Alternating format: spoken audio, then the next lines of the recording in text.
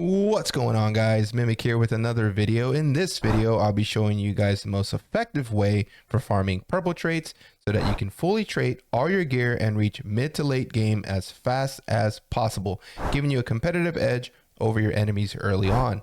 I'll briefly show all the tier 1 dungeons, we'll go over the loot I got, and at the end, I'll reveal a great way to guarantee loot box drops so you can trait your weapons as fast as possible.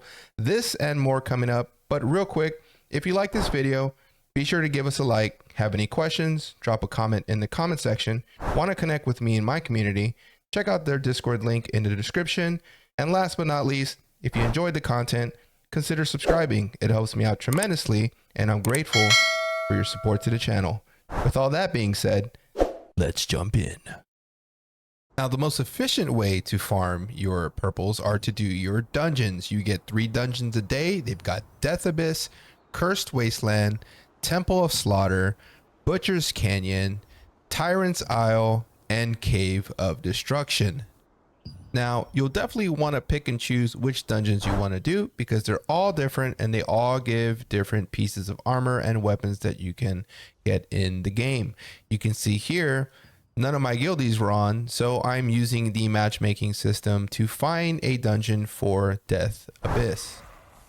Now, when you get into the dungeon, you and your crew will go through the dungeon to kill various mobs and some mini bosses. You can see here, we are fighting the first or last mini boss before we get to the actual main boss. And this one is actually a fun fight to do. Only takes about a minute or two, especially when you're heavily geared.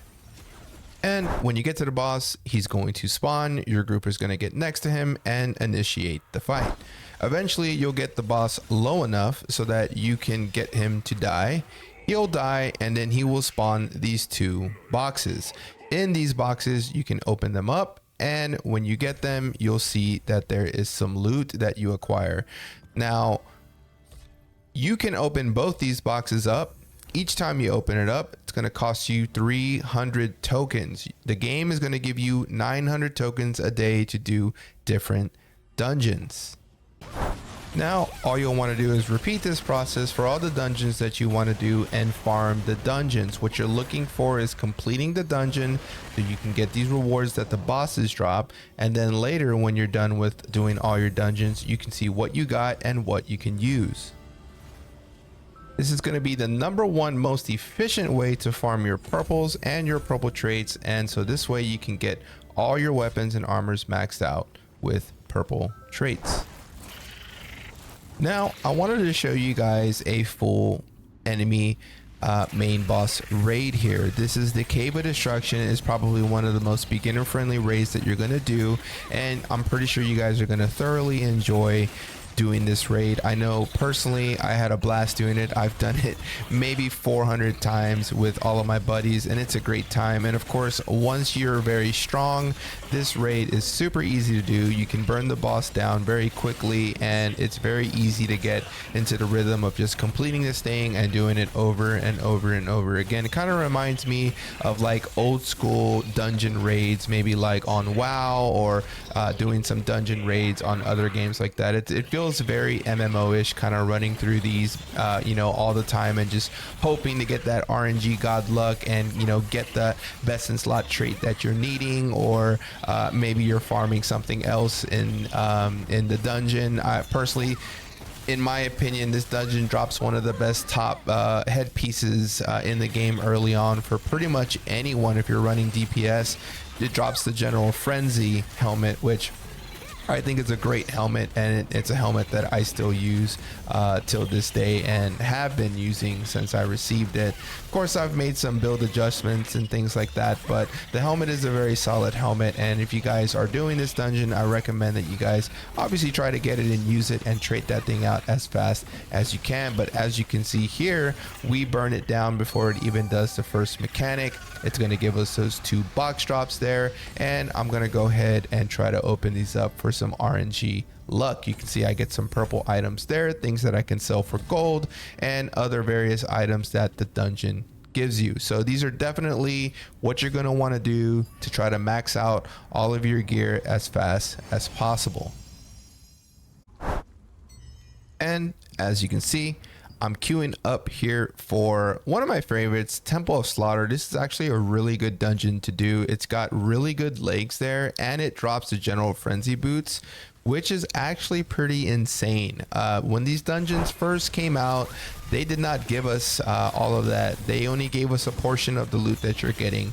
Now, as you can see here, some of the footage here, this dungeon visually just looks really nice, and it's a pretty simple dungeon to do. There's just a few mini bosses you have to get past, and it's a really fun dungeon to do. Like I said, it drops these dex pants that are really good, and this is probably a dungeon that I think you guys will probably enjoy doing, and will probably spend countless hours farming, just because you'll want to be trading out some of the items that that you've got. And this is how you do it, guys. You're going to go into these raids, you're going to farm them, you're going to kill the mini bosses. Eventually you'll make your way to the main boss, and you'll want to be nuking that boss down so that you can kill it as quick as possible. Rinse and repeat. You can see there, that is the main boss for this dungeon. It's a big old lion looking guy, and at the first times that you come and fight him, he is definitely going to give you guys a challenge. He's a cool little boss fight. You can see here, this is us beating him up towards the end of the fight there. I mean, this game just, it looks stunning. The graphics are amazing.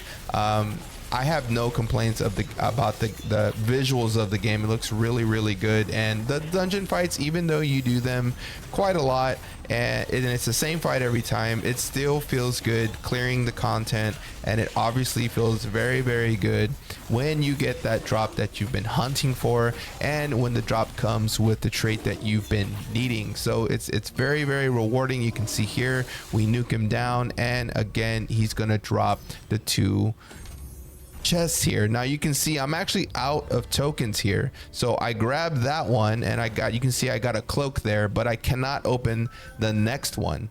So those tokens that you just saw me use is how you refresh the tokens so that you can unlock these chests. Now those tokens are actually given out by the devs. Right now, I guess they're giving them out almost daily. So they're giving you double tokens right now, so you can kind of farm these dungeons. You can see here, I am queuing up for Tyrant's Isle. This guy is a cool boss to fight as well, and has some really cool mechanics.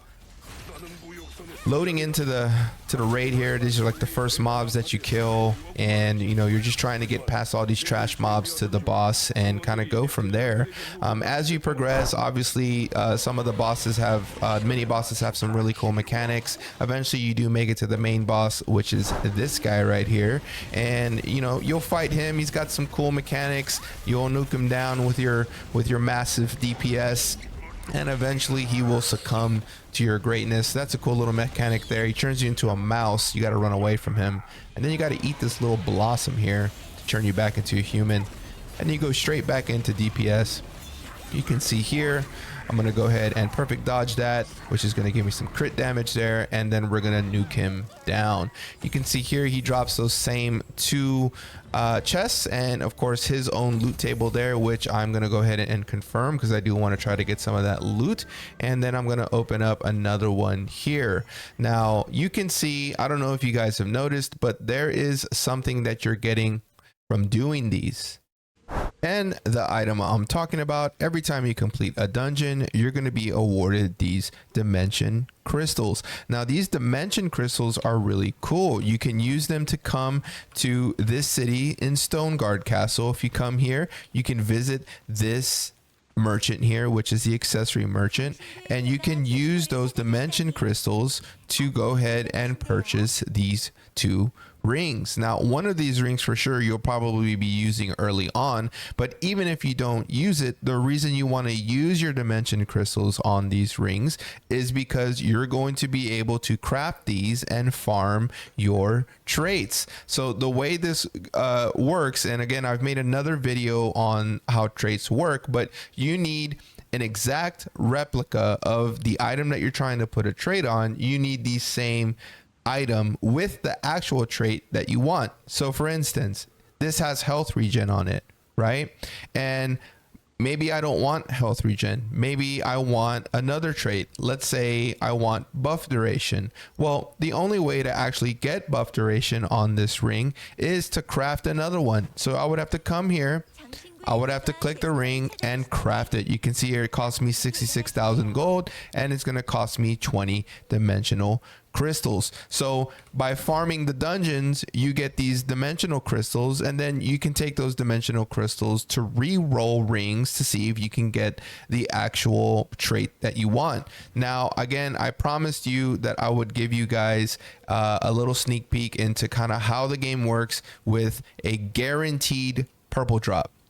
And it's the same thing. You're going to come here to the weapon artisan here, and you're going to go ahead and click him, and in here you're going to click on weapon materials. Once you click that, you'll see that as long as you have 40 dimensional crystals, you'll be able to purchase a Paloa dimension chest. So I'm going to go ahead and do it for the video because I want to show you guys exactly how to do this. Now, before I do it, I've got to see what is it that I want. Now, in this Paloa chest, you can only get epic tier 1 weapons. So for instance, I need another trait. I would need critical hit. That's the trait that I'm looking for, but I would be happy with a heavy attack or a hit trait. Also on my daggers, you can see here, I also need 2 critical hit traits. So let's see what we get. We're going to go in here. We're going to click the Paloa's chest, and because I only have 76, I can only buy 1. I would need a few more to buy a second box, but we're just going to buy this box just for the video. So I'll go ahead and buy the box. It's going to go ahead and give it to me. Now I need to go ahead and open the box. When you open the box, it's actually going to let you pick which item you want. So you'll click the box, you'll click use, and then I'm going to pick whichever item you want. Now, real quick, if your item already has a trait that you want, so for instance, my critical hit 40, you do not need to come in here and open up the same item. You don't need to, because you already have the item on it. Okay, you already have the trait on the item. What you would do at that point is, if you're just needing some more critical hit, and again, I made a separate trait video that explains how to do all the traits. If you guys haven't checked it out, check that out, because that explains all of this, but just wanted to quickly cover it. If you still need some critical hit, rather than opening up a Paloa's box and trying to get the critical hit, you could just come to the auction house, and in the auction house you could come to weapons, and you could go, let's just say greatsword, because it doesn't matter the weapon that you get it. You could even put it from a bow or a wand, and you're going to come in here, click search criteria, and we're going to go and look for a critical hit, and critical hits right here. So we're going to hit weapon traits, critical hit, and apply. This is going to show all the purple critical hits that are in the market. So all you would want to do is look through here, and you can see you want to get purple ones, because purple ones are going to give you 100% proc. And let's just skim through it really quick. Let's just say to 146. You would come here, you would buy the critical hit, and then you would be able to put the critical hit on here. But for instance, on my Thunderous Soul, I only have 2 traits on it, but I can have 3. So I am hunting to unlock that 3rd trait, and the one that I need on there is critical hit, because that's what's going to be best in slot. I don't really need cooldown. Cooldown would be nice. That may be best in slot if you're looking for cooldown, but I would be happy with cooldown or critical hit. Okay, cooldown would probably be better than critical hit in my opinion. So let's see what we get here. I'm gonna open it up. We're gonna go ahead and hit use. I'm gonna go for the 2bix Thunderous Soul, and I'm gonna hit use. That's gonna open up the soul, and I'm going to get the weapon. Now, I don't know what I got, but I have a feeling it's cooldown speed. Let's see what I got. And you can see there I got hit. So hit 20 is not terrible. What I'm going to actually do here is just go ahead and throw it on here. Since it already has hit, I can add another 20 slot on my staff. So this is literally how you're going to be trading out your stuff. Exactly what you guys are seeing here. You're going to click the staff. You're going to see that this one has hit on it. It's going to go in here, and it's going to show here that it's getting plus 20 more hit. And we're going to go ahead and hit enchant for 75k gold. It's going to enchant because purple to purple is 100% chance, and you can see there there's my hit right there. And the blessing is 924. I have extremely high blessings on this weapon because I've been carrying it over all the way from my blue weapon, and I've moved that blue into separate different purples, and eventually it made it into this staff. I've got another video on blessings, and if you guys want to check that out, I definitely 100% would check that video out because blessings will save your life in the end game. I'm saving all my blessings for legendary gear, but that is a separate topic. But that is actually how you do all the farming in this game. Any item that you've got that you're trying to put traits on, you want to be farming those dungeons. You want to be going through the dungeons and trying to trait hunt. You can see here, let's go to my quick let's go to my chest really quick to see any purples that I've been getting from all of my raids, and we can go from there, and I will wrap the video up for you guys. But right here, you go to your little storage here, you can see all these purples that I've got from just doing my raids. And of course I've got this one as well, and I also got this one as well. So all this gear can be used to imprint other traits on new gear. So in other words, if this needs max health on it, if I can get max health on it from the market, imprint max health on it, there's a chance that I could use this blue armor piece that I got from the dungeon, and I can imprint this with a 10% chance onto the purple item just because I farmed it in the dungeons. Just like this magic endurance. If I need magic endurance on my general frenzy gloves, but I don't have magic endurance yet on them, obviously I need to have them first. But once I do, I can use this grim judicator touch to put magic endurance on my general frenzy gloves because I got it from the dungeon. Same thing for this helmet. If I need melee evasion on the transcendental clairvoyance helmet, I can get it as a drop from the dungeon, imprint it onto the Transcendental Clairvoyance to unlock that melee evasion second slot, and then because I have a General's Fury headgear equipment in my chest that the dungeon gave me, I can just go and put that onto my first armor piece on the left instead of having to go to the auction and buying one. So that is exactly how you guys are going to farm in NA. All the drops from the dungeons, and you're just going to farm and farm and farm, and eventually you'll have a nice little pool of best in slot traits that you can use to upgrade all of your gear and get all the best traits that you need that way, rather than just swiping. You know, if you're not a swiper, you're not going to go into the auction house and buy everything. You know, you're going to want to go and do those dungeons so that you can unlock all those traits and then trade out all your gear. That's the video, guys. I hope you liked it. I hope you learned something from it. It gave you a kind of peek into what my rotation is when I log in. Got to do your dungeons, got to get that gear and put it aside because eventually you are going to use it. If you like the video, be sure to like the video. If you have any questions, throw them in the comment section. And if you want to see more, all you got to do is subscribe. It helps me out tremendously. Thank you all so much for your support. Until next video, guys. Peace.